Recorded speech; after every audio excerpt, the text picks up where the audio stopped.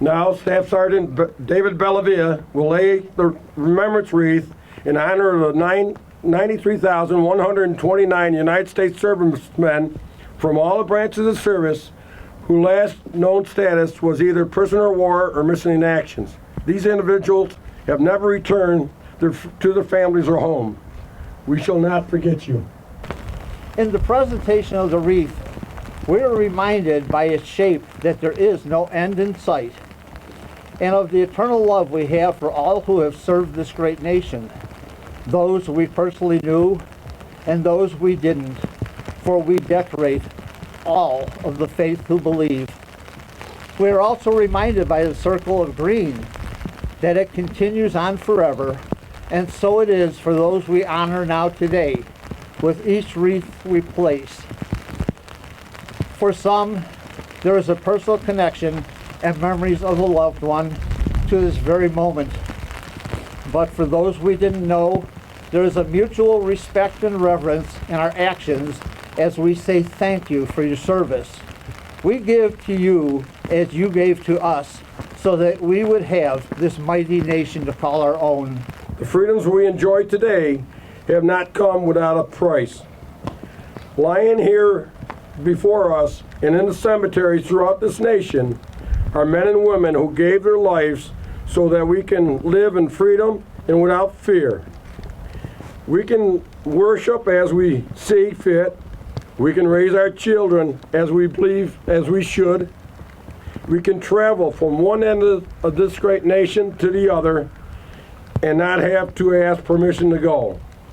We are free to vote for whomever we feel should be in government office, and with no explanation is needed. We have the right to succeed and the right to fail in whatever endeavor we wish to pursue. The United States of America was founded on the ideals of freedom, justice, and equality. Our nation stands as a shining beacon of liberty and freedom to the world. Now, First Lieutenant Robert Hull will lay the remembrance wreath in those who served and are serving the United States Air Force.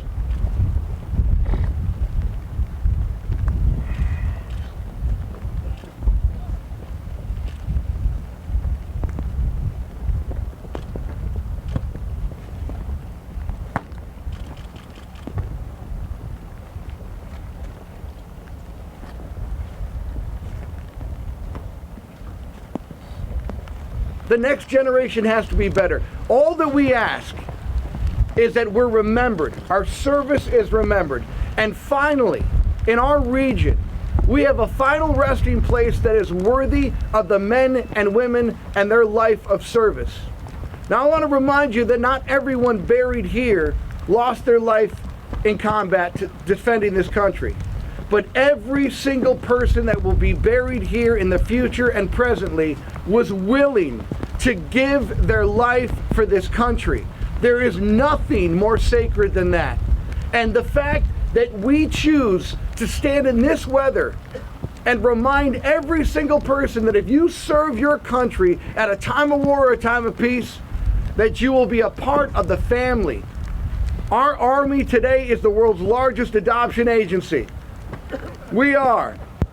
It doesn't matter where you came from. Dad left you $1 million. You didn't even know who your dad was. Guess what? We are blood forever.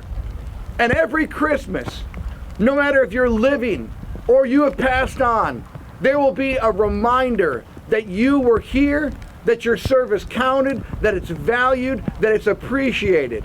And I am so proud and I'm so grateful to the elected officials who made this a reality. This is a world-class facility.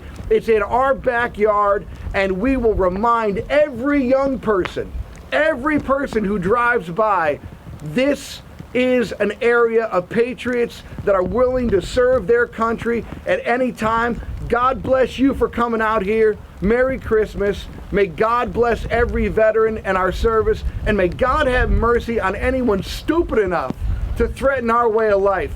I also, this is an incredible day, this Wreaths Across America, which I believe started in Arlington National Cemetery and now is across the country, this recognition that we're doing on a basis. And you know, the wreath has a lot of symbolic elements to it, certainly here in terms of the military, the wreaths during the holidays. And as we, during these holidays, come together with our families, represent our faith, these are the things that we can do because of the veterans that are here today and the military that sacrificed in battles throughout the history of our nation. This morning, I was thinking about the words that could embody our veterans, and I came up with 9 words, ladies and gentlemen. Heroic, patriotic, dedicated. Brave, honorable, committed. Tenacious, humble, and selfless. When combining these words with our soldiers' deeds, actions, and resolve, I believe we are successfully describing our veterans. With a holiday close season going on, I feel it's important to reflect on how fortunate we are to experience the season as we do. As Americans, we are at liberty during this time to celebrate a holiday of our choosing in any way we see fit, with the ability to gather with our families. During this time of the year, as we sit around the table with our families, we all need to remember that we have the privilege of doing so because at bases throughout the world, our service members are spending their holidays without being with their family. The holiday season itself is an expression of our religious liberty, a right that exists only because of those who have answered the call to duty defending our freedoms.